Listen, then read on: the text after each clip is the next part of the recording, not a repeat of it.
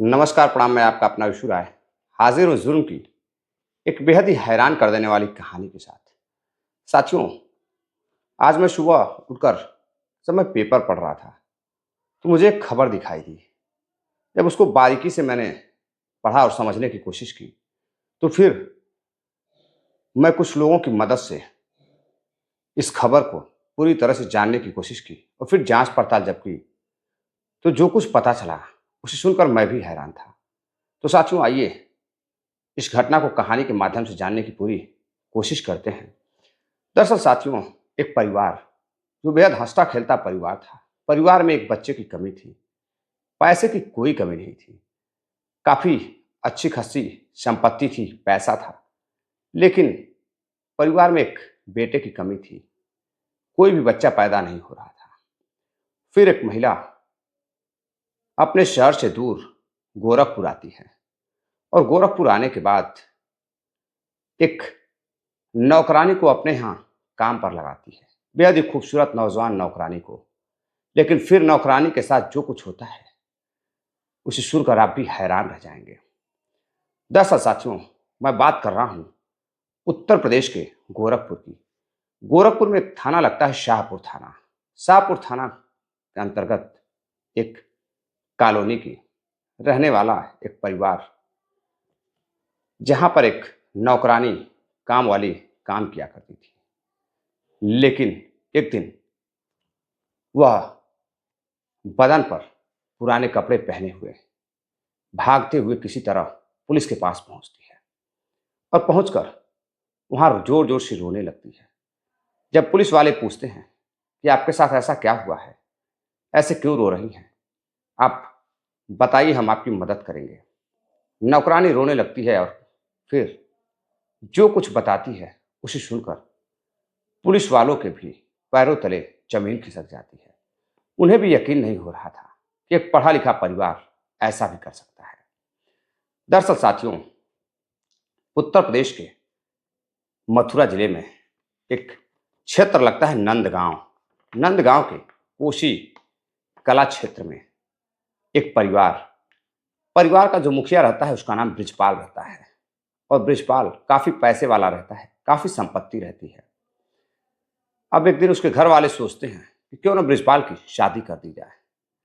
ब्रिजपाल भी शादी करने के लिए तैयार था और फिर घर वाले पास के ही एक गांव की रहने वाली एक लड़की, जिसका नाम सोनिया रहता है, और फिर सोनिया से उसके घर वाले सोनिया से उसकी शादी कर देते हैं। शादी के बाद पति पत्नी बेहद खुश थे, सब कुछ अच्छा चल रहा था। लेकिन साल 2 साल गुजर जाता है। अब दोनों के बीच कोई बच्चा नहीं हो रहा था। अब दोनों बेहद परेशान होते हैं। परेशान होने के बाद एक दिन सोनिया अपने पति से कहती है कि क्यों न चल के डॉक्टर से बात की जाए कि आखिर क्या समस्या है, उस समस्या का समाधान निकाला जाए।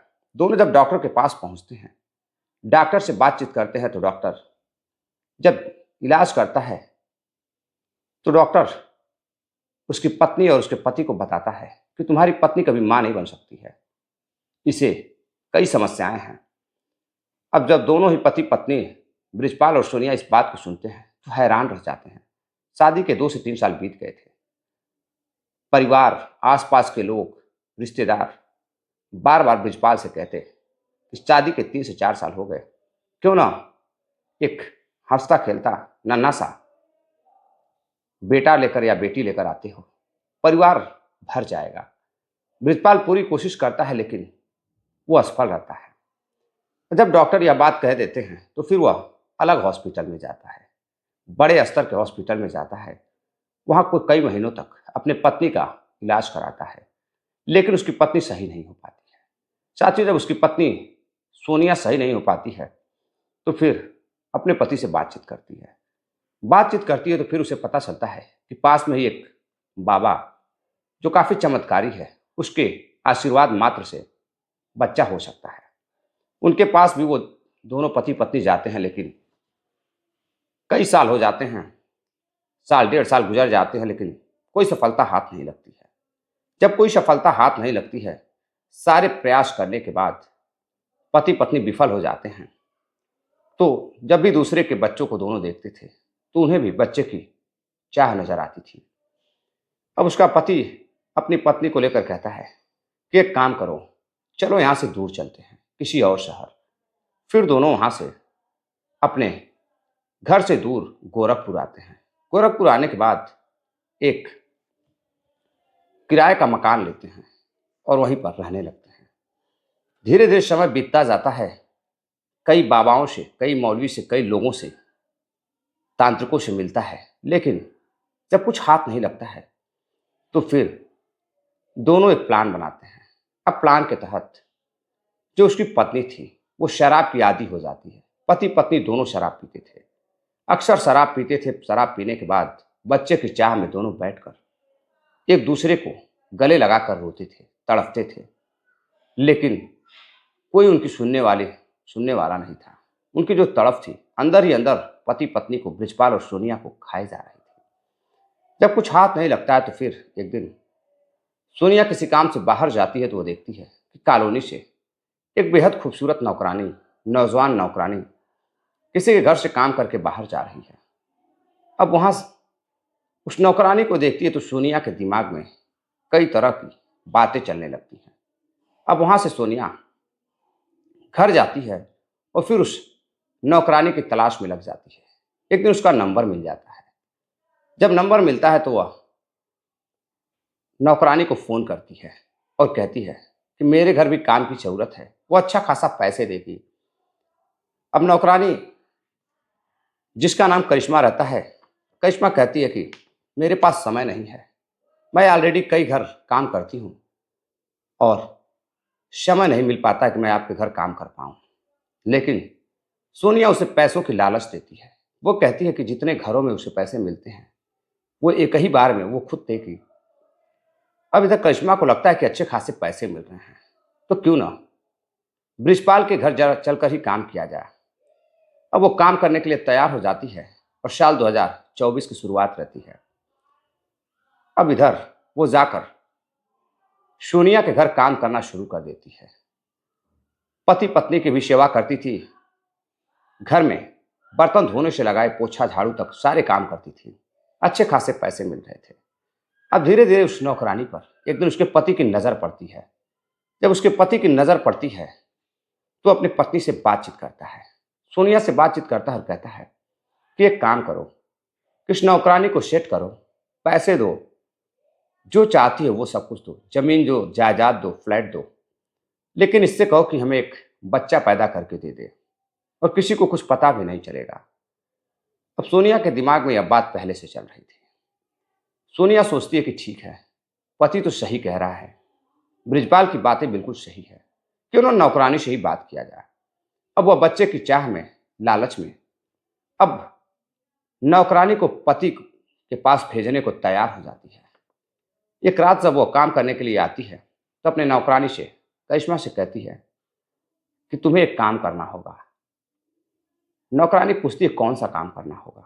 ऐसा कौन सा काम है जो मैं नहीं कर पाऊंगी? मैं सारे काम कर लूंगी, बहुत से घरों में मैं काम करती हूँ। लेकिन सोनिया कहती है कि शायद तुम इसके लिए तैयार ना हो। करिश्मा कहती है मैडम आप एक बार कहो तो कौन सा काम है, मैं करने के लिए तैयार हो जाऊंगी। इधर सोनिया सोचती है और कहती है कि तुम मुझे बच्चा पैदा करके दे दो और वो बच्चा किसी और का नहीं, मेरे पति का होगा। जैसे ही यह बात करिश्मा सुनती है वह डर जाती है, कहती है मैडम मैं ऐसा नहीं कर सकती हूँ। सोनिया गिड़गिड़ाती है, रोती है, बिलखती है, लेकिन करिश्मा कहती है कि नहीं, मैं गरीब भले हूँ, मैं लोगों के घरों में काम करती हूँ, लेकिन मैं एक इज्जतदार लड़की हूँ, मैं ऐसा काम नहीं कर सकती हूँ। कुछ लोगों को पता चलेगा तो लोग क्या सोचेंगे? मैं ऐसा गिरा हुआ काम नहीं कर सकती हूँ। आप डॉक्टर से मिलिए, लोगों से बातचीत करिए, क्या पता हो सकता है कि आपके घर में एक हंसता खेलता बच्चा आए। लेकिन सोनिया उसे बताती है कि उसने सब कुछ ट्राई कर लिया है, मौलवी, तांत्रिक, बाबा, सभी लोगों से मिली है, लेकिन कुछ भी नहीं हाथ लग रहा है और वो बहुत परेशान रहती है। परेशान होकर वह शराब का सेवन भी करती है। अब इधर करिश्मा उसे मना कर देती है। फिर एक दिन जब वह काम पर आती है तो नशे में धुत सोनिया उससे कहती है कि देखो, मेरा पति तुम्हारा इंतजार कर रहा है। एक काम करो, तुम क्यों ना मेरे पति के पास जाओ और एक संतान को जन्म दो।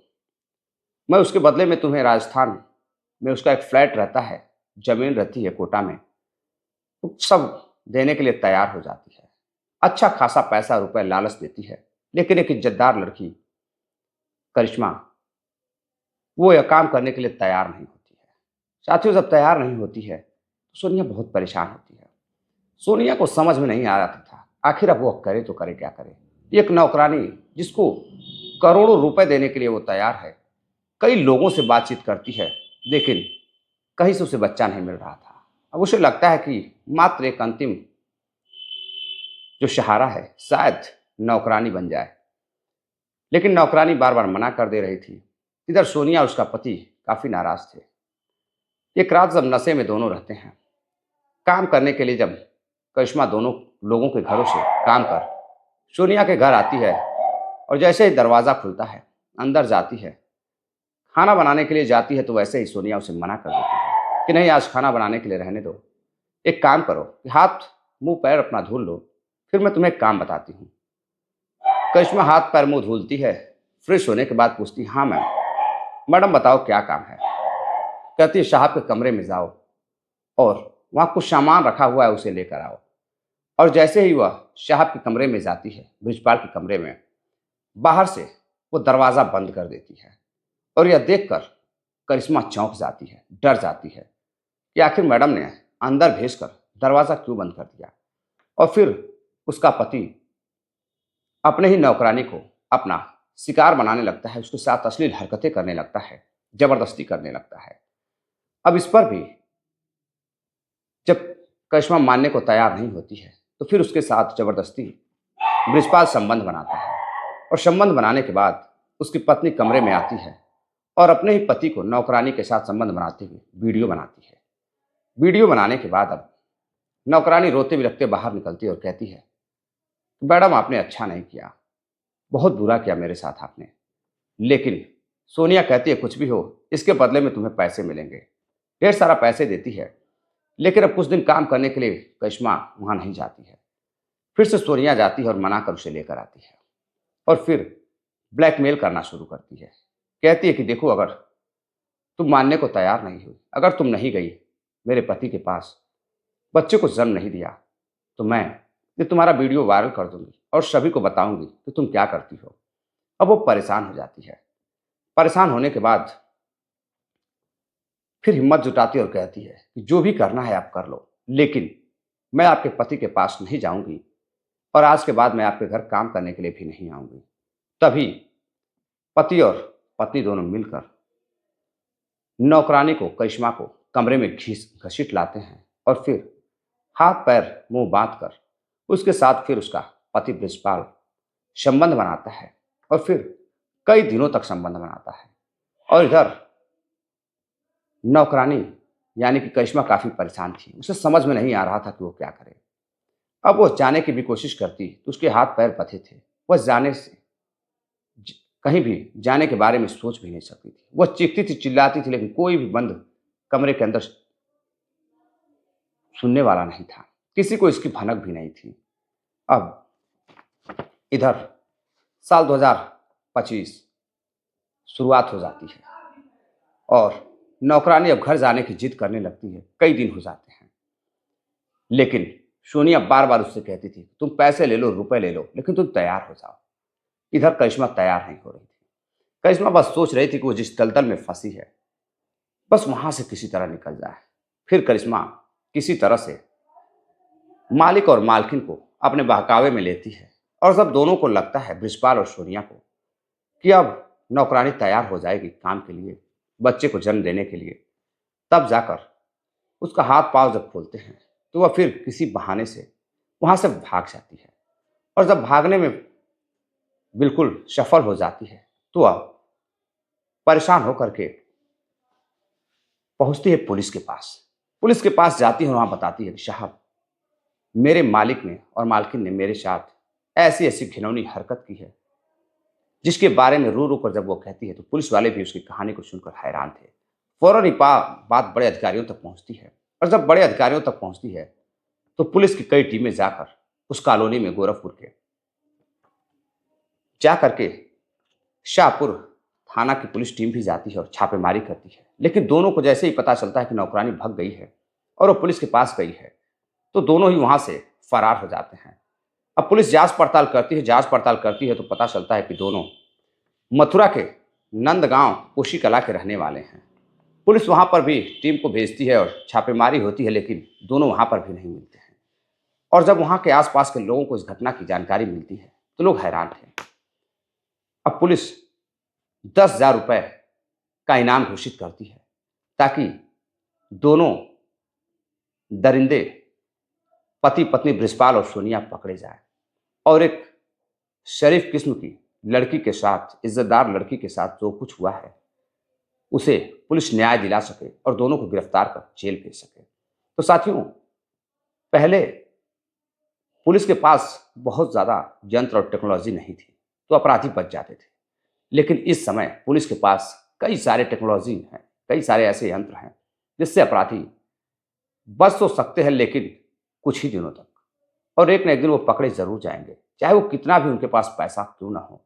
और कहते हैं कि इंसाफ ऊपर वाला एक न एक दिन जरूर देता है और इस नौकरानी करिश्मा को भी जरूर न्याय मिलेगा और अपराधी पति पत्नी दोनों ही एक न एक दिन जरूर पकड़े जाएंगे। और उम्मीद मैं करता हूं कि उत्तर प्रदेश की पुलिस, गोरखपुर की पुलिस दोनों पति पत्नी को जल्द से जल्द गिरफ्तार भी कर लेंगे। तो साथियों, ये थी पूरी कहानी। जब यह घटना न्यूज़पेपर के माध्यम से लोगों तक पहुंचती है तो लोग सुनकर बड़े हैरान थे। लोगों को यकीन नहीं हो रहा था कि बच्चे की चाह में लोग किसी भी शरीफ किस्म की लड़की के साथ इस तरह की घटना को अंजाम देंगे। तो साथियों, इस घटना को सुनाने का उद्देश्य आपको जागरूक करना है, किसी को हैरान करना या परेशान करना नहीं है। कहते हैं बुरे काम का बुरा नतीजा होता है और कानून के हाथ बड़े लंबे होते हैं और जल्दी दोनों पकड़े भी जाएंगे। तो साथियों, ये थी पूरी कहानी। मिलते हैं एक और नई कहानी के साथ। तब तक के लिए आप सभी साथी अपना ख्याल रखिएगा, अपना प्यार दीजिएगा। नमस्कार, जय हिंद।